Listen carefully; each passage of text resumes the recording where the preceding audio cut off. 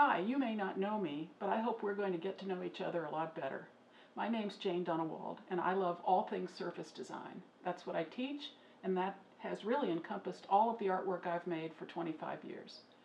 On our website, which is janedunnewold.com, we have a whole series of Thermofax screens, which are, you're going to see here in a minute. If you're not familiar with them, they are screens that allow us to print the design that's right here on the surface onto fabric or paper using all kinds of different materials, paints, dyes, foil adhesive, discharge agents.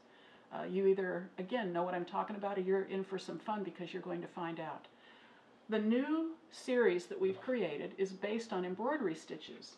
It might be easier to see this, which is an image that I already printed using one of the screens, but essentially what I've got here is 11 screens, each of which has a different design printed on it that was based on an embroidery stitch, taken from a book that was written in the 30s with really nice, clean black and white drawings in order to make the screen. I'm going to print a couple of the designs because I know they're hard to see, and this will give you a little background on how to use the tool. I have a little squeegee, and it's important to keep the squeegee scaled to the size of the screen. So if I had a big wooden silk screen, I'd be using a heavy wooden squeegee. In this case, if I didn't have one of these super duper little squeegees, then I could use a credit card. I'm using, in this case, textile paint, and I think I'm going to use this beautiful blue-green. Most of the paint that we use when we are printing with paint is a permanent paint, which is an acrylic base. So if you had a tube acrylic, I'm looking because I thought I had one, but I don't. But tube acrylics, those will print fine. Acrylic craft paint that you buy in little bottles at the craft store, Thermofaxes work with those. I like to use, because of the nature of my own work, I use a textile paint. And I love the textile paints from Pro Chemical and Dye. I always give them a plug because they're such a fabulous service. If you're on the West Coast, you might look for paints from Dharma Trading Company, another really good resource. And I have custom mixed this beautiful metallic color. So I'm going to put it at the top of the screen. And when you get a screen from us, they're always labeled front or top because it does make a difference in terms of the longevity of the screen. You want the side that has the plastic on it, without going into more detail, against the bottom, and since you may not know which side that is, we label it before we send it to you. I keep the squeegee straight up and down, and I pull it across the surface just like that.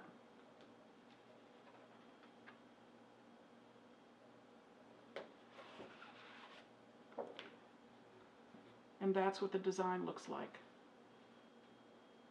Now, I could have given that one more pass. It's a little bit light, but that's okay.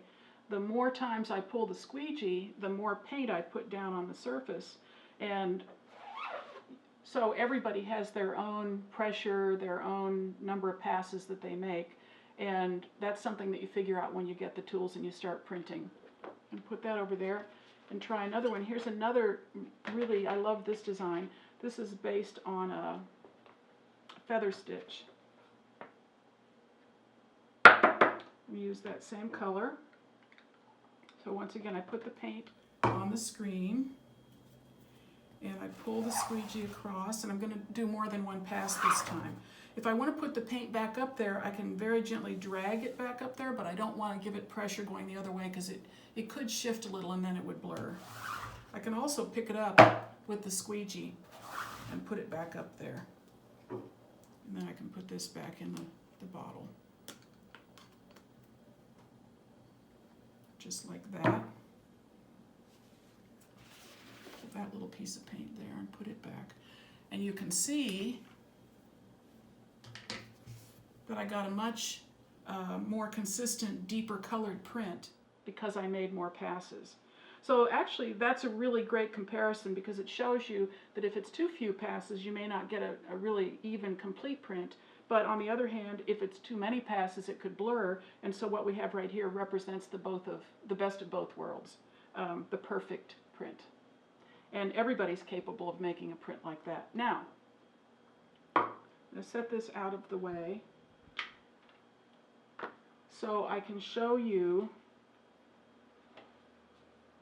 some of the examples of things that I've done using these new screens. The other love of mine right now is botanical printing, and we are probably going to have a YouTube clip on that fairly soon. But suffice it to say that the leaf on this particular image was made by sandwiching real leaves between pieces of watercolor paper and steaming it for about 2 hours. And the tannins in the leaves transfer to the paper permanently, or to fabric in some cases. And so what I have here is this beautiful leaf print, but it had a pretty plain background, and so I used that same single feather stitch screen to add in the background in that beautiful sort of bronzy metallic paint. You may be wondering why I didn't get it on the leaf itself, and that's because I used paper cut that same shape as the leaf as a mask. A mask serves the purpose of blocking part of the paper before you do your printing. And I'm going to do another clip on that, so look forward to watching that one a little bit differently or separately. Here's an example. Now this time, this is on cotton velveteen, and it's been fused to felt using my favorite Misty Fuse. And I did the same thing. I masked off the flower and the leaf and added the stitching, sorry, not the stitching, but the printing, that's that little basket weave pattern that you see in the background. And then I used that, which is one thing I'm so psyched about with these screens, is that I can use them as background just as printing, and they mimic stitching, which is cool. But I can also stitch over them and either follow the pattern, or in this case I put tiny French knots in between some of the cross stitching in order to add the stitch to the surface as a way of riffing on the other pattern. And then this leaf was a little indistinct, so I outlined it with pearl cotton. This one doesn't necessarily include the embroidery stitches, but it's in the pile, or the screen, so I'll show it to you anyway. Once again, a botanical print enhanced with cross stitch. And here's one of my favorites. So once again, the leaf was printed using the layering and the steaming that I just described. And then I masked off the leaf, and I added, once again, I just love that particular screen from this new series of ours. So I printed it in kind of a dark green blended into bronze, and then I added the stitching. And in this case, the stitching isn't a companion note to the printing. It's actually following some of the printed stitches, and so that's an option. This one's done on the cotton velveteen, and again, this was maple leaves that were printed, and the bottom part, the blue, is another technique that added that background color, but up here it was all white, and so once again I masked off the leaves and used one of the screens. In this case, I guess it's turning out to be that same screen. I really love that screen. But I used the screen, printed it in textile paint, and then once again used the grid that the screen created as the guide for enhancing with stitches. Down here I carried the pattern down into the blue with the blue stitches to kind of blend the two together, and then came up with these little satin stitched blocks of the rusty red to offset or play with the complementary with the green. Now this one I love.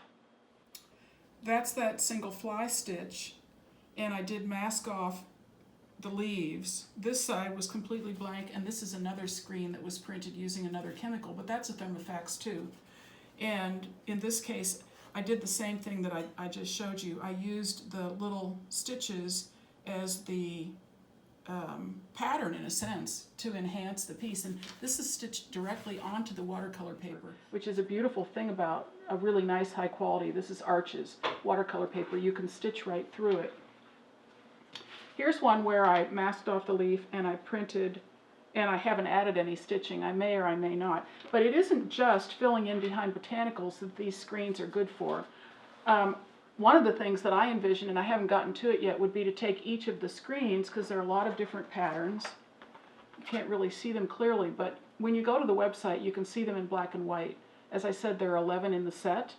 And I thought it'd be really cool to take each of the patterns and print each of the patterns on a different colored background, and then I'd have this stable of fabrics that were all related because they had these printed patterns on them, and I could cut those up and use them for applique. I could use it either for an abstract composition, or I could use it to build a composition that would be recognizable or figurative.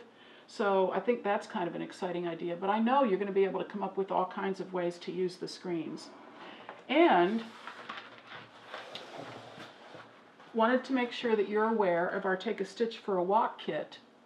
This makes a fabulous gift, but if you're interested in learning embroidery, this is a great way to get started. We include fabric that's already been fused to felt so that you can stitch, and the needles, and 10 colors of embroidery floss. It's like unpacking a little holiday gift here. And then down underneath, so if you ordered it, be sure you pulled up the paper and took a look, because underneath is our guide, Take a Stitch for a Walk, and this is an interactive kind of a workbook where you can be inspired by the plant form, and then it shows you, see there's the fly stitch. There's a little square here where you can do your stitching onto the fabric and then cut it and put it into the book so that you have your own record of all the stitches. And this is great by itself, but as a special sort of introductory thing, now we're including a single package. You can still buy the kit if you just want the kit. If you're not into printing, it doesn't make any difference to me. And if you're into printing and you don't like the kit, fine. I don't care about that either. I want people to be happy and do what they want to do. But now we have put it together because it seems so perfect to have the kit and include with it 2 of these screens that are the stitch designs. And if you ordered this, you get to pick which 2 of the designs you wanted. And then it comes with the perfect little squeegee for doing the printing. So when you put this all together, it just looks like hours of entertainment and creativity to me. And that's our guiding principle, to come up with cool stuff that encourages people to be creative. So have some fun with this, or generate your own designs and send them to us. We can print those for you too.